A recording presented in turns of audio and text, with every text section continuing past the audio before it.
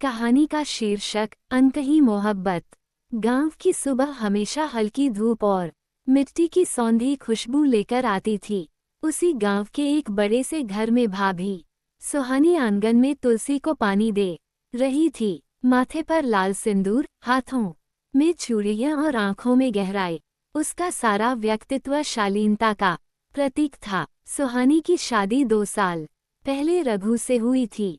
रघु एक सीधा सादा मेहनती किसान था, लेकिन उससे भी ज्यादा शांत और समझदार था उसका छोटा भाई आरव। आरव अभी कॉलेज में पढ़ता था और छुट्टियों में ही घर आता था। जब भी वह आता, घर जैसे जीवंत हो उठता और सुहानी उसकी मुस्कान थोड़ी और गहरी हो जाती।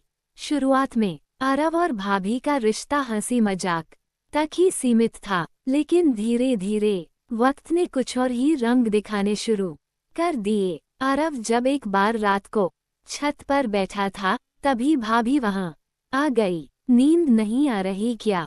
सुहानी ने पूछा। बस यूं ही, शहर की भीड़ से लौटकर ये सन्नाटा अच्छा लगता है, आरव ने मुस्कराते हुए जवाब दिया। तुम बड़े हो गए हो आरव, भाभी ने धीरे से कहा, और आप तो अब भी वैसी ही हैं, खूबसूरत और शांत, आरव ने अनजाने में कह दिया।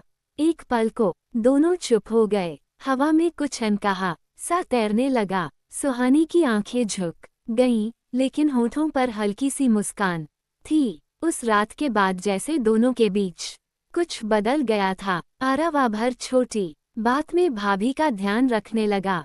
भाभी भी हर बार उसके पसंदीदा खाने बना देती, और जब कोई और देखता तो वह मुस्कुराकर कह देती, अरे आरव का तो मनपसंद है ये।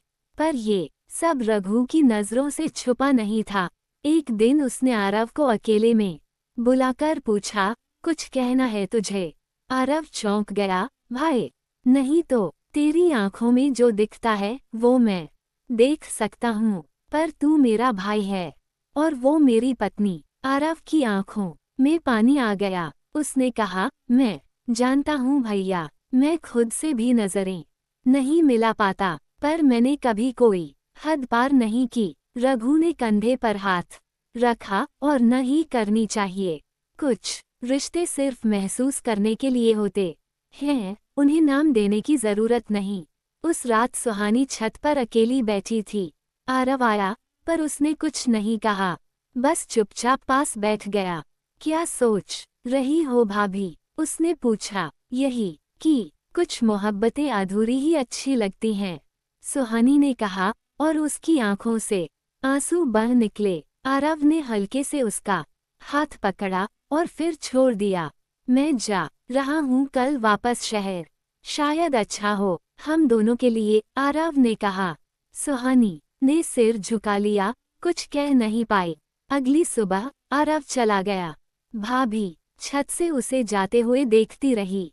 समय बीत गया। आरव ने बाहर नौकरी पकड़ ली, शादी भी कर ली। सुहानी अब भी वहीं थी, उसी घर में, उसी आंगन में, पर उसकी मुस्कान में अब एक ठहराव था और आंखों में एक शांत स्वीकृति। उनकी मोहब्बत अधूरी थी, लेकिन उसमें एक खास बात थी, वो शुद्ध थी, निस्वार्थ थी, और सबसे बढ़कर उसने कभी किसी का दिल नहीं तोड़ा। अंतिम पंक्तियाँ। कुछ प्रेम कहानियाँ किताबों में नहीं होती, वे सिर्फ दिल में रहती हैं।